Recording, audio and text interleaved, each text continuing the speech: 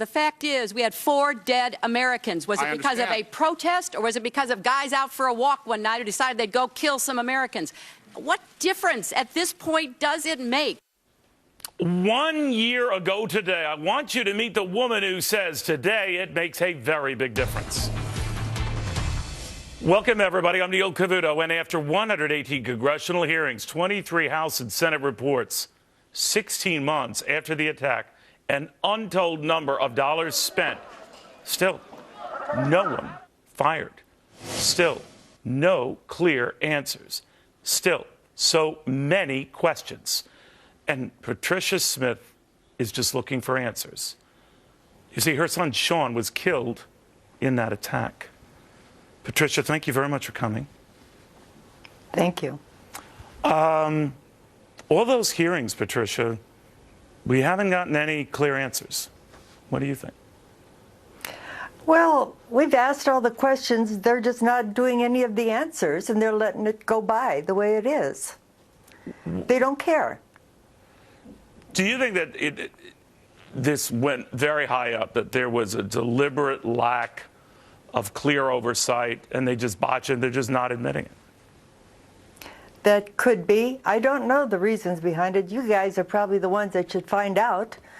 I do know that they asked for help. They did not receive help. I would like to know the reason why they didn't get help. What is the reasoning behind that? There's got to be a reason why no help was sent after 8 requests.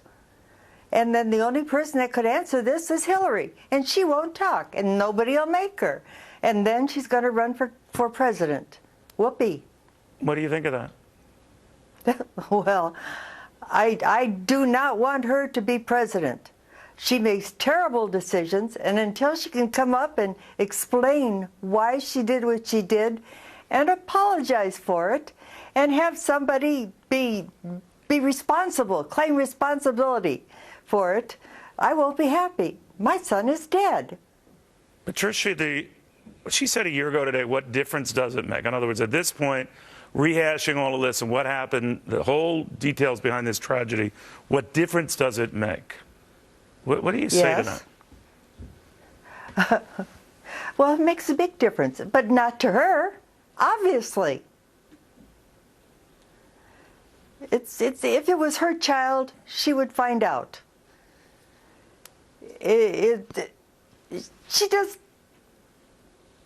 I'm just totally frustrated because everything I say is turned around. It is not answered. I'm not getting any answers. It's been a year and I'm not getting answers. I get told ridiculous things by the administration that I don't know. I'm just frustrated, very frustrated. My son is dead and the government doesn't care. And it does make a difference. Patricia, do you think that, I know in one of the hearings that you had said that you were concerned that if we don't get to the bottom of this, it could and likely will happen again. Others have echoed that view. What is your biggest fear? That if we do not get to the bottom of this, and here everyone says everyone's playing politics with this, the Democrats for ignoring it, Republicans for wanting to get to the bottom of it, whatever, that it will happen again. What do you think? Absolutely. It's probably been happening all along and nobody's paid any attention to it because what difference does it make? I hear of all kinds of people getting killed and murdered and molested and everything out there in the other, in the Arabian lands and all those lands over there. I hear about all those people getting killed and murdered and chopped up and everything. And my son was there trying to do something for what the government wanted. He was there, he was doing his job, and he got killed. He was with the ambassador. He was the only one with the ambassador when all this started. I don't know why he was the only one with the ambassador. I don't know why they were together. But they were together doing their job, and somebody ought to tell Hillary, who was supposedly the boss, that it does make a difference. Did that ever get explained to you? Because I wondered, too, Patricia, that whether your son had been assigned to the ambassador on prior occasions or it was just on that fateful night. But it was never really answered as to how he ended up essentially alone with the ambassador in the middle of all this? I don't know the reason. So, nobody told me. I didn't ask. Right, right. So looking at this, did your son, if I'm bringing up something unpleasant, going back at the timeline here, Patricia, I apologize, and by all means, you could tell me to shut up, but did your son ever convey to you how dicey things are getting there, or was it just a secret that you didn't relay any of that to you? Your conversation was when, or a letter or correspondence from him? Well, it was kind of awkward because he was always going someplace. As far as I know, he was always in The Hague, but he was always being sent out on whatever it was that they sent him out on. He was good at what he did, and obviously they wanted him there. I don't know why he was there. They haven't told me. I haven't asked because that was his job, and he just giggled and laughed at me and says, "Mom, if I told you, I'd have to shoot you." He never wanted you to get worried, did he? No, but there's been, when he was in Iraq, he told me he was living in a trailer and working in a castle, in a palace, and then he sent me this tape or whatever it was of a bomb going off, and the thing, all you heard was woo, boom, and then he came back on the line. He said, "You hear that, Mom?" Yes, I did. Yes, I did. Patricia, I'm so sorry, and thank you for taking the time.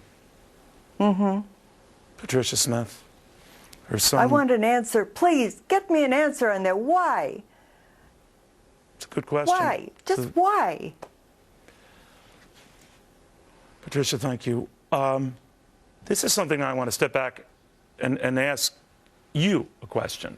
Why? This is for all of you viewers. I'm going to show you two different things, and I want you to just take it in. First, I want you to watch coverage of this. In the past few weeks alone, she has fought illness and injury, including hospitalization. She leaves her post as the most admired woman in the world in the Gallup poll for the 11th year in a row. Well, today, Hillary Clinton was under fire and at times fired back. After a fall, a concussion, and a blood clot, Hillary Clinton showed rare public emotion, reflecting the toll Benghazi has taken on her. It was a valedictory that showed her indignation and emotion as she ends this tenure on the public stage. But today, this woman who has traveled the world as America's top diplomat came to the Hill ready for a fight. I want to talk about the hearings this week. You had a very long day. Also, how is your health? Okay, now I'd like you to watch coverage of this.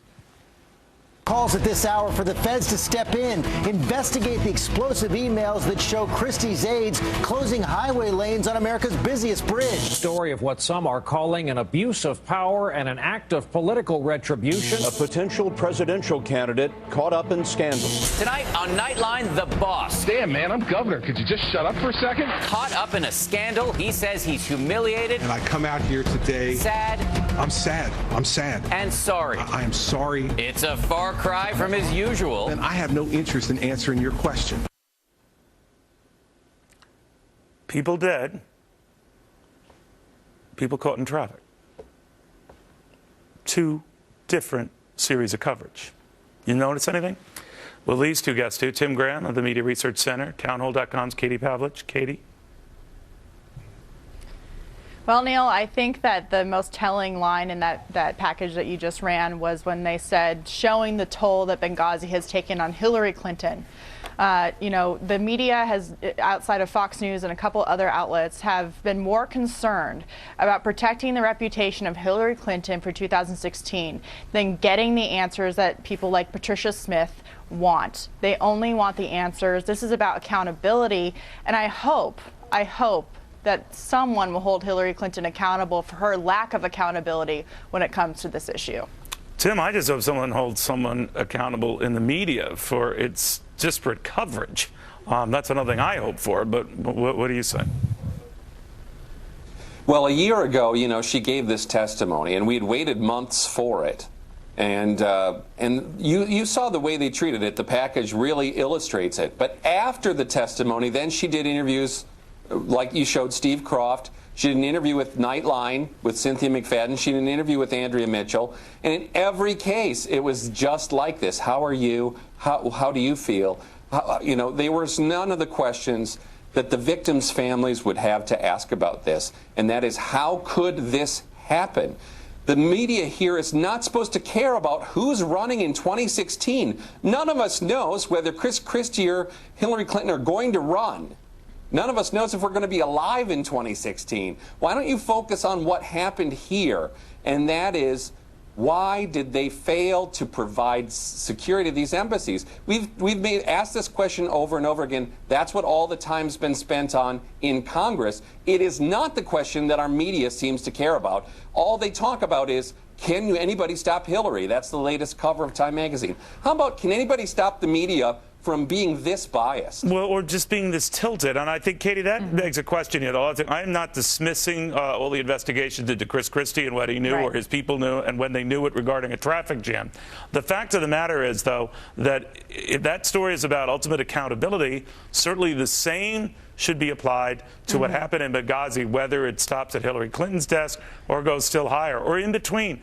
But that accountability and the media demanding the accountability that they do of a governor in a state regarding a traffic jam, they do not seem to be applying to lives lost in a disaster. That's what I'm saying, that consistency was and is in order. Well, and I couldn't agree more. And I think that the example with the Chris Christie situation is how the media should behave. They should be asking questions. They shouldn't go on a witch hunt, but they definitely should be doing their jobs to ask serious questions about the abuse of power, about the accountability. And again, it's coming down to this idea now that we have 4 dead Americans and no answers. And it isn't necessarily because Hillary Clinton isn't giving them. It's because, just like you showed, these people in the media sit down for this event or this interview with the former Secretary of State, and they're more concerned about how she's feeling or how her day is going, how long her days have been, or what she's been doing since she left the office of Secretary of State, what she's doing to take care of herself, rather than asking the hard questions about, what happened there and why hasn't the government been forthcoming with talking about how this could have been prevented. No, you're right. But in the case of the secretary and in the case of the governor, it's not about them and how they're feeling. It's not about them and how they're holding up. It shouldn't be. It's about actions that were conducted under their auspices that resulted in a lot of folks not holding up. And in the case of Benghazi, 4 of them losing their lives. Big difference. Big difference in coverage, big difference in severity, big bad on the media. Thank you both. Absolutely. Thanks, Neil. We are already hearing, by the way, that the president is fixing his State of the Union address, to fix income inequality. Well, Dr. Carson has seen some of his fixes, and he is fixing to tell the president what he can do with his fixes. No holds barred, the good doctor with some pretty good advice. Next. Today we're going to play a little game. Which 4G LTE map has the most coverage? This isn't real difficult. Pretty obvious to me. I'm going to have to say Verizon. Verizon has... That's right! The choice is obvious.